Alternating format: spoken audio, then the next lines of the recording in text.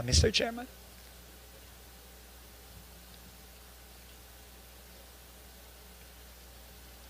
Mr. Secretary, nakikita ko po kasi dito, meron kang USEC for Regional Operations. Merong isa ring USEC for Regional Operations. Parang si USEC Bisnar yata, Luzon. O ika naman, no ka rin ka USEC. Pasensya na po kayo, Kapampangan kasi kaya. Visayas, Mindanao.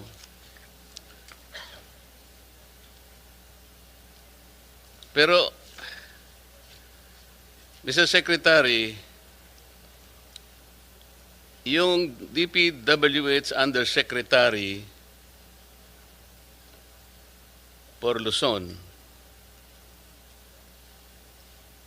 has responsibilities that include, among others, overall supervision and control over operations of all regional offices in Luzon, control over all DPWH-funded infrastructure projects, including those funded by other agencies and implemented by the DPWH in his area of assignment. Tama po? Tama po, Mr. Chairman. So, napakalaking responsibilidad po ito.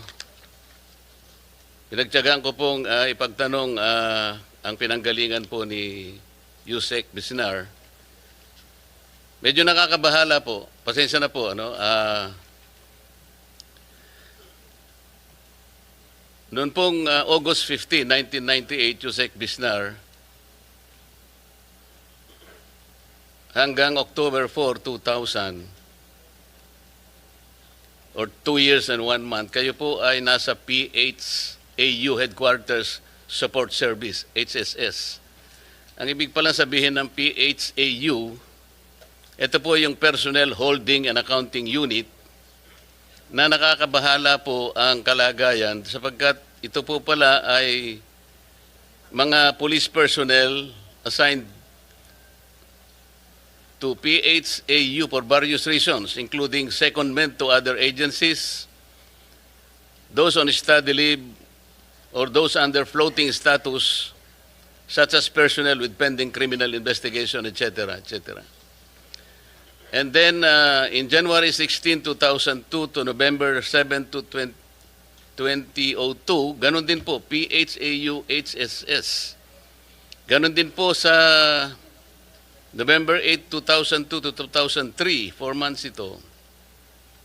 Ang pinaka medyo maduguri ito, Secretary, PHAU HSS, March 4, 2003 to March 15, 2012, or a period of 9 years.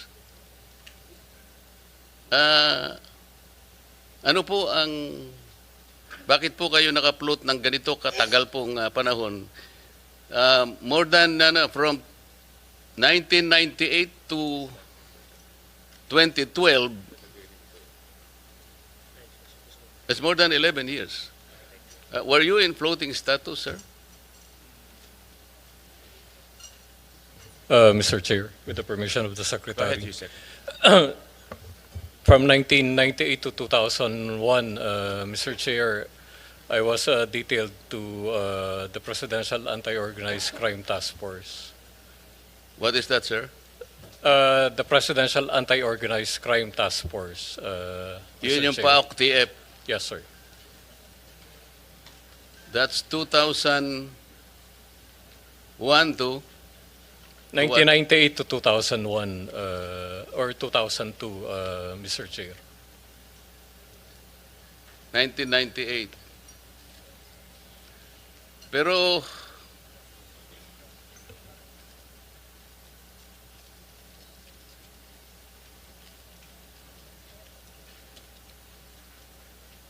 nagkaroon po kayo ng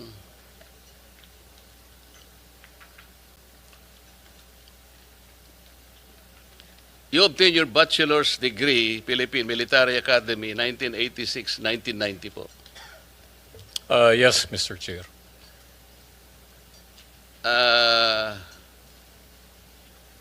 Meron kayong Doctor of Veterinary Medicine, University of the Philippines, Los Baños, 1986 to 1985 to 86. I attended the Did you finish the this? program. Apparently, parang hindi nyo naman nakumpleto. Tama? It's only for 1 year, 1 year.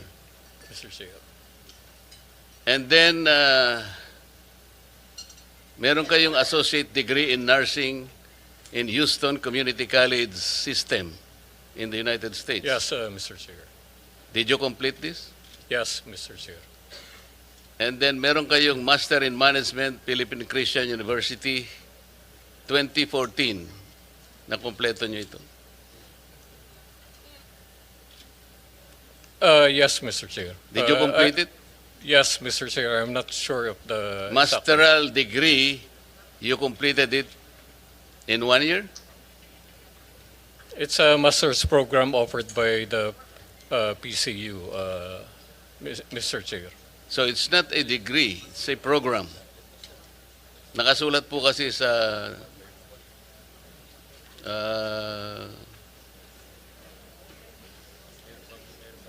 ninyong background ay masteral degree. It's a degree, Mr. Chair, offered by PCU. How can you complete a masteral degree in 1 year? It's in tandem with the officer senior executive course that they offered. There are a lot of us who graduated from that program, Mr. Chair. Mr. Secretary, kasi yung concern lang naman dito, palagi siyang nasa PHAU, HSS. Parang hindi naman ibig sabihin ay walang makikita talaga. Ano ba yung nangyari within let's say 11 to 12 years na palagi siyang nasa PHAU? Meron pang PHAU Directorate for Personnel and Records Management. So this is clerical. This is something clerical. Ngayon po ay without belittling the capacity, hindi ko po siya kilala. I'm only basing on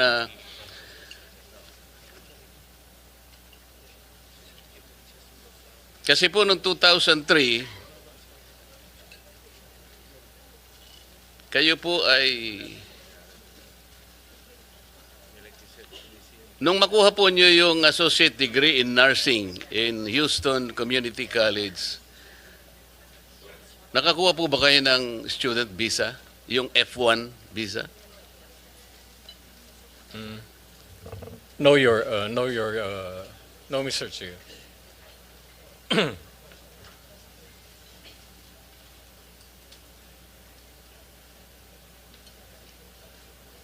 Naging immigrant kayo?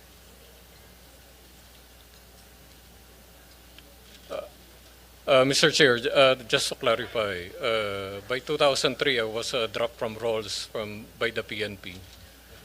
And prior to that, I applied for study leave and emergency leave. Did to you the apply US. for citizenship or did you become immigrant? I did not apply for citizenship. Pero naging Mr. Chair. immigrant kayo? Yes, sir, Your Honor. But citizenship is a requirement for PNP members under Republic Act 6975. You know that, sir. Yes, Your Honor. So kung wala po kayong F1 visa, paano kayo nakapag-aral sa Houston University Community College? When I was already dropped from roles by the PNP in 2003, sir, that's the only time that I applied, Your Honor. Or immigrant status? Yes, Your Honor. So, Mr. Secretary, kaya ko lang po tinatanong to, hindi po kasi malinaw ano po yung nangyari kay Yusek kasi PHAU parang meron siyang negative impression na floating status, parang may nakagawa siya ng kasalanan. Dito po kasi doon po nung 2003, Yusek, meron po kasing report na you were dropped from the rolls and then it was instead modified to 30-day suspension. Sabi niyo, you were dropped from the rolls. It was eventually modified, Your Honor. What is this hurling profanities at CIDG officers in April 2022? Meron po kasing report na ganito. May I be clarified, Your Honor? According to the limited information available online, then Police Major General Bisnar parked his vehicle in the CIDG National Capital Region Field Unit compound and confronted the guard on duty, claiming the compound gate encroached on the pedestrian lane. Mga ganon. Do you recall that? Yes, Your Honor.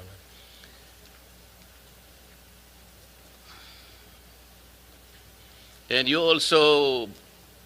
have been reported to have berated a police officer assigned at the CIDG for wearing a bracelet at that time.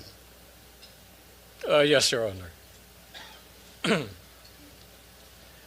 In October 2024, a complaint for grave abuse of discretion and unjust vexation against Bisnar were filed before the Quezon City Prosecutor Office by one Marites Cabilian, a non-uniformed personnel assigned to the PNP Directorate for Controllership. Yes, Your Honor. So, Mr. Secretary, this is a very important position. As I said, I do not know him. I just relied on some of the facts which he admitted today. This is a huge responsibility.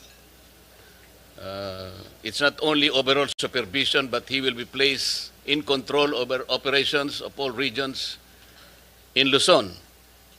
Alam naman po natin dito ang pinag-uusapan natin sa Blue Ribbon Committee na talaga takot-takot na anomalya po yung ano. I am just a little bit wary na I do not judge your discretion in hiring personnel, Mr. Secretary, but just the same, you may or may not know about all these details. I will probably provide you with this. Thank you very much, Mr. Chair. Mr. Chairman, if I may just make Yes, go ahead, Secretary Dizon. quick manifestation. First of all po, no, I've worked with Undersecretary Bisnar, former General Bisnar, for several months already. No? Former General Bisnar was recommended to me when I was appointed to be DOTR Secretary in February. And since then, we have worked together very closely. No? As he was head of the Office of Transportation Security, our OTS, and together we were able to really work hand in hand to virtually eliminate the problems of Laglagbala and other problems facing our airports. No?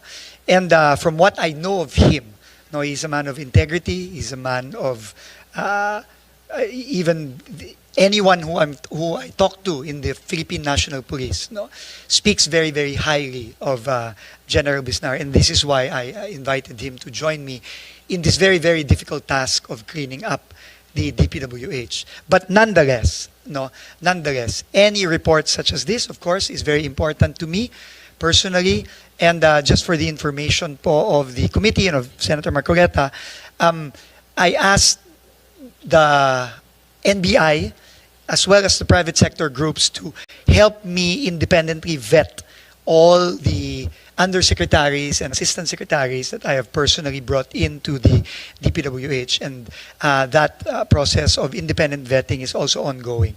That's why the input of Senator Marcoleta is very welcome, because this is something that I do not take lightly. This is very important that we surround ourselves with the right people. As far as I know, and having worked with General Bisnar, he's a man of integrity. He's an honest man and a very, very strict person, which I think is very, very important as we try to cleanse the Dpwh from top to bottom. But we welcome any form of independent information from the Senate, from our senators, and of course from any of those private sector groups that we have asked to independently vet our recommended appointees. So thank you very much po, Mr. Chairman and Senator Marcoleta. Your Thank you very much assurance very relieving, Mr. Secretary. Good luck, Yusek Bisnar. Thank you, Mr. Chair. Yes, Senator. I was listening half the time because I was working here. I just take note, he's a veterinarian, a nurse, and may military background. Ang daming karanasan. Interesting, di ba? And I guess galing sa PMA, may disiplinang militar. I'm biased kasi galing ako sa reservist ako eh. Yes, so military training, FVR. Anyway, intrigue lang ako, veterinary, medicine, tapos nag-nursing, tapos military pa. I mean, hindi ko po narinig lahat ng sinabi ni, yun, nakita ko lang yung background, tapos ngayon DPWH, medyo multitasker pala, at saka general pala.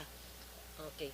Naisip ko Thank kasi, Mr. Chair, na bakit hindi siya sa DOH o kaya sa Department of Agriculture eh? Mr. Chair, Yes, Senator. just to add yung sinasabi po ni Senator Marcoleta na PHAW, I've been a reporter of the PNP. I was assigned sa PNP Press Corps when I was still a journalist. PHAW, it's a correct po yun, holding facility. Pero hindi po lahat ng tao na nalalagay sa PHAW ay may kaso. For example, take the case of General Torre, wala po siyang pwesto. Doon nilalagay ang mga police officers na walang assignment. It's a holding facility only, pero it is not a disciplinary office. Rather, it's a facility where you put all your ranking officials, even low-ranking officials, non-commissioned officers, to that office while awaiting for their next assignment. It is not necessarily a disciplinary action office. Well, yung iba nilalagay doon disciplinary, pero marami din ang hindi nilalagay doon na not necessarily mean na may ginawang kasalanan, may atraso. It is just a holding facility. Correct me if I'm wrong, Yusek Bisnar. That's true, Mr. Chairman. And to give a little context to the complaints that were mentioned, yung mga yun po ay nangyari during at the height of the pandemic, COVID pandemic. I was assigned as the camp commander of Camp Crame. And ako po talaga, in-implement ko very strictly yung mga policies and guidelines, especially about pertaining to COVID. And talaga pong maraming nagreklamo against me. Pero ang choice ko po noon is maging lenient pero maraming magkasakit at mamatay, or sundin ko po yung guidance sa PNP at ng task force at that time at makapag-save ng buhay. Thank you, Mr. Chair. Thank you. Thank you, Senator.